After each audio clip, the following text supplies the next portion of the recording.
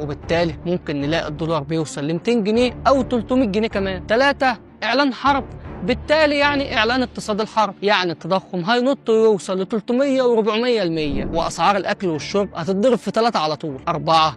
حرب في سيناء معناها إغلاق قناة السويس، يعني البلد هتتحرم من مصادر النقد الأجنبي واللي المفروض الوقت ده بنكون محتاجينه عشان نصرف على الحرب. 5. أي حرب في منطقة الشرق الأوسط معناها توقف الإنتاج في منطقة حقل ظهر، يعني كل حاجة شغالة بالغاز الطبيعي في مصر هتقف. 6. تكلفة الحرب بتتقدر لحوالي يعني 100 مليار دولار، وأصلا الاحتياطي النقدي لمصر 46 مليار دولار، يعني إفلاس الدولة المصرية. 7. وهي العقوبات اللي هتفرضها الولايات المتحدة وأوروبا على مصر، زي ما حصل مع روسيا اللي متورطة حاليا في حرب بقالها اكتر من 4 سنين. تخيل بقى ان اللي بيحصل معاها كده هي روسيا اللي معاها نووي ويعتبر دولة عظمى، ما بالك بقى دولة من دول العالم الثالث زي مصر، دولة نامية. 8. وهي العقوبات الدولية، يعني مفيش اي دولة هترضى تصدر لك اي سلعة، يعني اسعار السلع هتطير، ممكن تاني يوم على طول نلاقي رغيف العيش وصل 5 جنيه، وممكن لتر البنزين نلاقيه ب 60 جنيه، علبة السجاير هنلاقيها ب 200 جنيه. حد بقى يجي يرد عليا ويقول لي طب يعني هو انت يرضيك اللي بيحصل في اخواتنا الفلسطينيين؟ يرضيك اللي بيتعمل فيهم كل يوم واحنا واقفين مكتوفين الايدي؟ اقول لك لا طبعا ما يرضنيش، بس هيجي يوم ونحارب احنا الكيان ده. لكن مش هو ده التوقيت الصح يا صديقي. قرار الحرب